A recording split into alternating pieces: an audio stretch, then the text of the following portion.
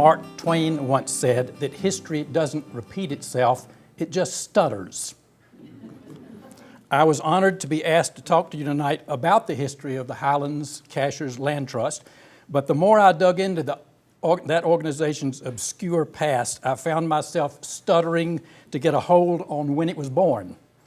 In the beginning, the Highlands-Cashiers Land Trust was known as the Highlands Improvement Society. So we can safely say that the birth date of the Highlands-Cashiers Land Trust was the birth date of the Highlands Improvement Society. So when was that? We know that the Highlands Improvement Society existed in 1883 when Highlands was only 8 years old, because it's mentioned in Highlands' first newspaper, the Blue Ridge Enterprise, in February of that year.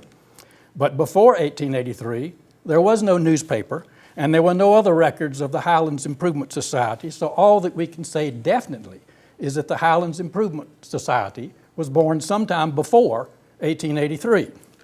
The Highlands Improvement Society became an association with a constitution and bylaws in 1905. Its minutes claim that it was born in that year as an association. So that's a definite second birth of the Highlands Improvement Association, the Highlands Improvement Society, after age 12. In 1905, it became an association, but it didn't change its name. The Highlands Improvement Society bought its first piece of land in 1909, sometime after the age of 16. So officially, that's when it became a land trust. It's too late now to celebrate the centennial of the Highlands-Cashiers Land Trust as an association, and we don't know its birth date as an organization, so we're left celebrating the centennial of a corporation or a land trust whose actual age we might never know. What the Highlands-Cashiers Land Trust really is celebrating this year is the purchase of the top of Satula. As you all know, Satula is the mountain that towers above Highlands, making us all feel safe and secure under its wing. But did you know that it's volcanic? There are old Highlanders today who will tell you that Satula, on occasion, has rumbled with the sound not of an earthquake, but of a volcano. James Mooney wrote in the late 1890s that Satula, he spelled it S-A-T-O-O-L-A-H, Satula Mountain near Highlands in Macon County has crevices from which smoke is said to issue at intervals. And Cora Rogers Picklesheimer of Clear Creek claimed that in 1897, when she was 28 years old, she had seen smoke and light issue from Satula. In Sorietta Law's book, Status Quo, she quotes Dolph Picklesheimer as telling her that he remembers hog hunting on Satula on December the 10th, 1884. That's about a year and a half before the Charleston earthquake. And he was nearly scared to death by sulfur fumes and rumblings from within the mountain, loud as a freight train. Helen Hill Norris confirms that Dolph fled down the mountain, told her grandfather, Stanhope Hill, who was the mayor of Highlands at the time, that the rocks near the Toadstool, if you know where that is on Satula, were hot enough to heat his heavy-cleated logging boots. Stanhope accompanied Dolph up Satula and confirmed that a faint, far-off roaring that seemed to be coming from a few cracks in the mountain, but seemed to hold no menace. The Cherokees, as early as 1730, reported disturbances and wouldn't go near Satula, which they called Big Grumbler Mountain. In fact, the word Satula, or Satuli, or Stuli, means puffer or snorter in Cherokee. There's an ancient Cherokee myth in which Satula means six killer, or six shooter, I guess would be the modern one. Whether or not you'll believe the stories about Satulas being volcanic, it's a fact that in 1909, this mountain was put up for sale, and the Highlands Improvement Society was asked to buy it. On August 25th, 1909, the minutes of the Highlands Improvement Society tell us that Louise Hill, who lived where the rabbit hole is now, moved to investigate buying the top of Satula for the benefit of the public. Macon County Land Company was a lumber industry that had been clear-cutting all around Highlands for 40 years, and it was offering for sale 60 acres on top of Satula that went down also on the west side of the mountain to the old Walhalla Road. The asking price was $10 an acre, but only in the block, all of it, $600. On September the 7th, Billy Potts suggested that the Highlands Improvement Society draw up a subscription for people to pledge to contribute and plan entertainments to raise the money. Marguerite Ravenel was asked to express her opinion, and she remembered in the day of Mr. Kelsey that a party from the West Coast had visited Highlands and looked at the top of Satula as a good site for a hotel. She was deathly afraid the same project might be tried again. Jeremiah Pearson said that he was not good for making speeches, but if a vote was called, he would show how he felt. A vote was taken and a subscription list was drawn up for people to contribute whatever they could to save Satula. One member of the society, Mary Chapin Smith, was politically savvy enough to move that forever be struck from the wording on the subscription list. Her motion passed, but the word forever would later appear several times in the deed. Within 2 weeks, $300 was raised, and on October the 6th, 1 month after the list was begun, a check was drawn for $500 to buy Satula from Macon County Land Company.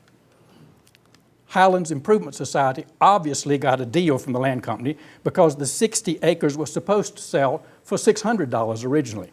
But as Mr. Pearson pointed out, of the 30 acres on the west side of the mountain down to the old Walhalla Road, 5 to 10 acres were in precipice. So $100 was knocked off for the cliffs. On October the 6th, the subscription list had 87 signatures. Contributions were as high as $50 from Louise Hill and Marguerite Ravenel, and as low as 10 cents from J.W. McAfee.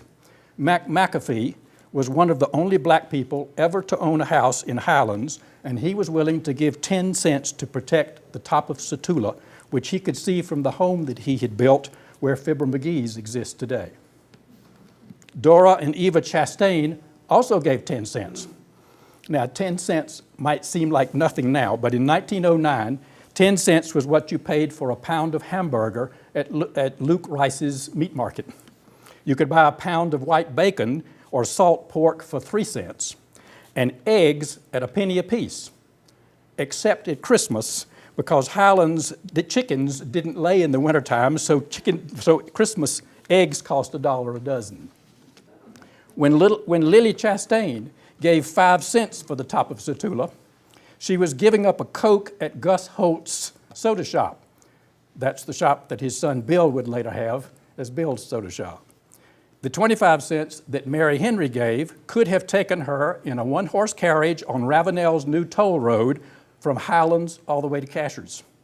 The $7 that Mrs. Connor paid was what it would have cost her to stay a full week, room and board, at the Highlands Inn. Quincy Pearson contributed $10, which is what he would have been fined under the ordinance at the time if he had gotten caught cussing on Main Street and had to pay his $10 to the town.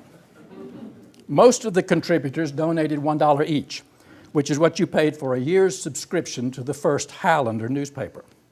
Ed Potts, who was 23 and played baseball at the time, actually worked for the $1 that he contributed. The last entry on the subscription list says $1 from candy sold by Ed Potts. If you think about it, Satula was selling for $10 an acre, somewhat different from today. So Jeremiah Pearson actually paid for a whole acre of land with his $10 contribution. So did Professor Harbison, and so did Henry Bascom. I think it's encouraging to know that these contributors were not strangers to the people of Highlands today. They were the ancestors of a lot of today's Highlanders. Uncle Billy and Aunt Mattie Potts, who together gave $6, were the ancestors of all the Potts living here now. And you know what Ben Bullard said about that there are more pots than pans in Highlands. The Potts are about half of Highlands. The other half is what Bud Lamb said when someone asked him what's in Highlands, and his response was Wilson's, Webb's, and Ragweeds. There are many names on the list of contributors that are still recognizable today. Zellner, Pearson, Bryson, Hall, Norton, Wright, Phillips, Ravenel, Paul, Rice, and Chastain. All of these have descendants in today's Highlands who still care about preserving the town and can appreciate and be proud of what their ancestors saved of it. Protecting the top of Satula was extremely important to Highlanders in 1909. In 1914, the descendants of Priolo Ravenel did what the Improvement Society had done 5 years earlier. They created a second public park by giving 10 acres of Sunset Rocks, that's what they called it then, not Sunset Rock, to the town. Then the Ravenel Park Association merged with the Satula Summit Highlands Improvement Society to protect these two public parks, as they said, forever. We can only imagine what Highlands would be like today if this joint association had been able in 1930 to acquire the primeval forest that existed between Highlands Falls and Whiteside Mountain, including the Kelsey Trail that wandered through it. Professor Harbison tried in that year to conserve part of that cathedral-like primeval forest between Bear Pen and Highlands Falls, but he couldn't find 12 people to give $500 each to buy the land from Mr. Richardson for $6,000. And the Satula Summit Highlands Improvement Society and Ravenel Park Associations certainly didn't have that kind of money to buy it.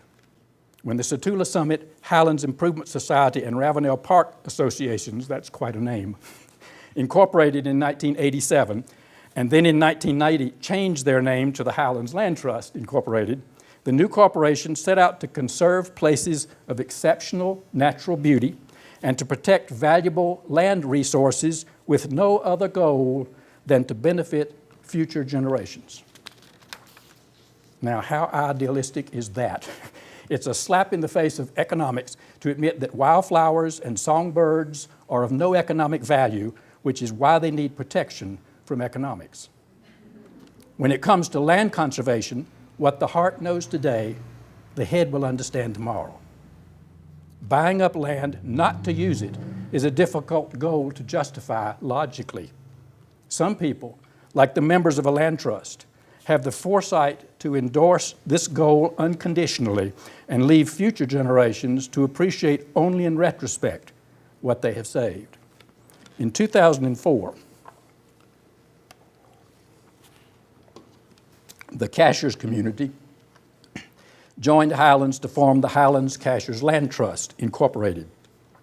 It was this corporation that was recognized in February of this year in the United States House of Representatives as the oldest land trust in North Carolina and one of the oldest in the United States.